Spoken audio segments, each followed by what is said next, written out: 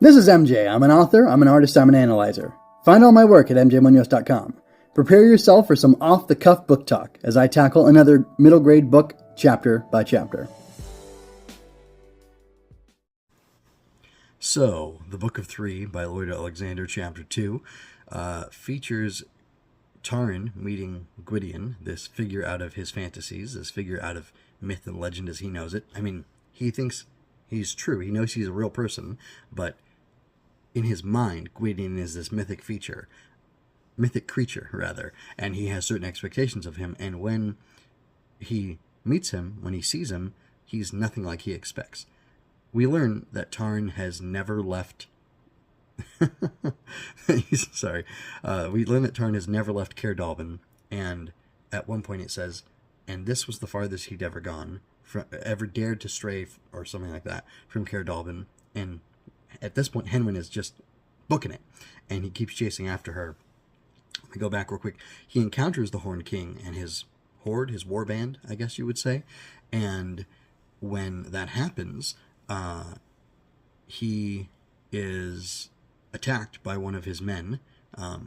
What's the significant? Oh, it just says this guy's like a cruel face. So he runs over, he pulls out his sword because he spots him, and Taran tries to run, and he slashes him across his back. I don't know if it's like shoulder to, hip, or if it's, shoulder to shoulder, or where the slash lands. But anyway, the guy slashes him. He doesn't give chase after him. I wonder if he thinks he killed him. I don't know. Or if he figures it'll, it's good enough. I'm not really sure. I'm not sure why the guy tried to kill him. I don't want to just assume that he's a, mustache twirling villain, and he's going to kick puppies and things like that, as his heart leads him to. So anyway, I don't really understand the full context of this guy and why he attacked him. But yeah, that was interesting that he did that. And anyway, that led to Taran meeting Gwydion. Somehow Gwydion found him, and he took care of him. He put his cloak on him and kind of patched him up. It doesn't really say it doesn't fully say that he rendered care to him, but it sounds like he rendered care to him. And it's they have this conversation, and really my main point that I want to get back to is that when he sees Gwydion, he doesn't believe it's Gwydion. I think he actually says "You're not Gwydion," and then after taking him in for a moment, he realizes, oh, I guess this guy is Gwydion, and it's because his skin is dark from the sun. He looks ragged. He's wearing, I think, a gray cloak. His hair is gray streaked, and I think they describe him as having wolfish eyes. No, it's the gray streaked hair of a wolf is what it is. He's got these green flecked eyes.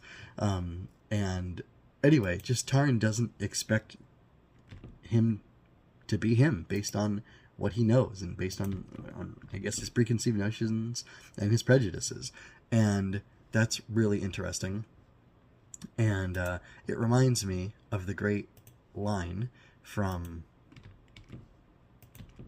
the Fellowship of the Ring about how Frodo doesn't want to trust Strider at first. He says, actually, if you were an agent of the enemy, I think you would look fairer and feel fouler.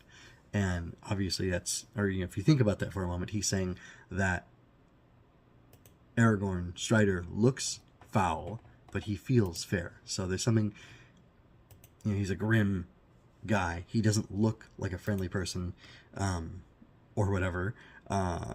He looks like somebody you should be scared of, but he feels like somebody you can trust. And that feeling only comes after the interaction. And we have kind of a similar thing here. And I wouldn't be shocked to find out that Lloyd Alexander was inspired by Tolkien at all. I don't know for a fact, but I wouldn't be shocked. And it reminds me of that in a really positive way. So I like that a lot. But the overall chapter, it's well written. It draws Taran out of his world. It gives him a moment to see the enemy. He sees the Horned King, and he's terrified by him. The dude's shirtless in a cape, because why not? And his arms are stained crimson with blood, with woad is blue, so I don't know, it was something. And he's got these crazy flashing eyes that are contrasted by the pale human skull, or not the skin, but the, by the pale bone of the human skull that is on his face with, these cruel antler horns coming out. That's how Alexander describes it. And it makes the guy scary. It makes his warband scary. And yet Tarn is so foolhardy that he says, give me a sword. We'll go attack them. We'll stop them. And, we'll stop them from getting to Caer Dallben and whatever. And Gwydion says something really interesting. I have a quote from him. But he says something else interesting, which is that I do not value my life more than another man's. But, and then he says something, but he's basically saying, like, I don't want to face this guy and die right now. Like, you want to be brave, you want to be heroic, like, that's great for you, kid. But, I'm not throwing my life away. Instead, we should do this. And by the end of the chapter, he's saying, it's kind of funny that we've met here, and I can't take you back to Caer Dallben. Henwen's not there. That's who I was going to see. Yes, this great prince and warrior was going to see a pig, because she has information that is vital to the Rebel Rebellion, or to the Rebel Alliance, I guess. And anyway, I was thinking she's the MacGuffin of this story, and I don't remember. Anyway, we can talk about that later. Anyway, so he is interested in talking to Henwen, or getting information from her, and he can't do that. But now he's met Tarn, and while Tarn wants to fight with him, and he's saying, no, I'm not going to take you to go fight, kid, he does say, I will take you with me, because I'm not going to waste time going back there. I can't leave you there and then have you be in danger. If we get there before the warband, you'll be in danger and you could be killed. If we get there after them, there's no point in being there, because Henwen is out here and we need to find her, so you're going to ride with me, and we're going to leave in the morning, and, get some sleep. And this is another fun thing, which is that Tarn is shocked to realize that a hero would have to sleep on the floor, sleep on the ground. And he is wounded in his back, so I can understand why he's extra grumpy about that. But, the hardened, tested, proven Gwydion is just, he's sitting up, leaning against a tree to go to sleep, which cannot be very comfortable, but he's making it happen. And this kid's thinking, I didn't expect that it would be like this. And that's kind of where the chapter closes, and I think it's really wonderful. I think it's really wonderful for a couple reasons. Like, it shows us just how unprepared Tarn is. It shows Tarn how unprepared he is, and yet it closes on him still thinking that he could be handed a sword, and he could stand up against the Horned King. And it also sets this expectation, or sets this... how do you say this?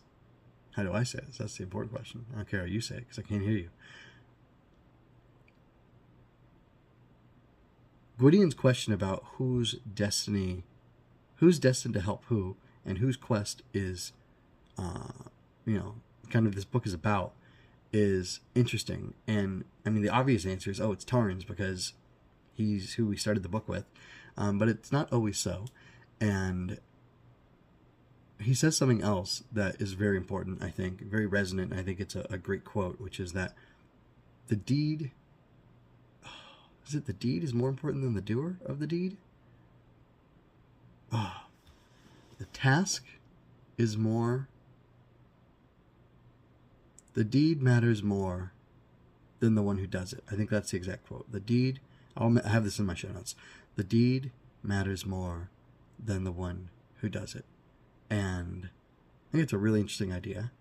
It's very deep, and I don't know what to do with that, but I feel like it's part of the heart of this book, maybe. Part of the heart of the story, perhaps. Anyway, I can just keep thinking about this and thinking about this. It was a joy to get back to the Book of 3.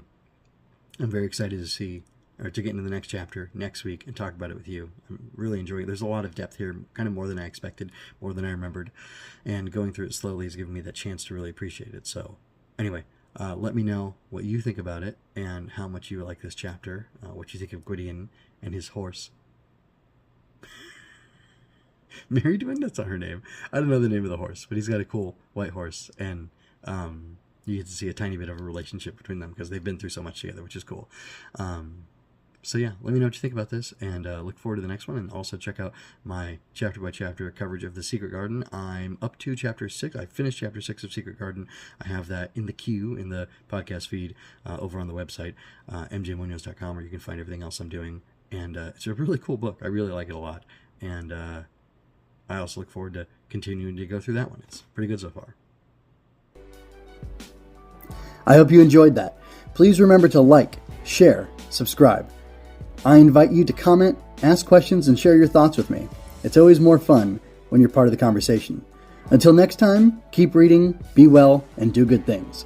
Visit mjmunoz.com for more of my work and help me build up the Fortress Fiction.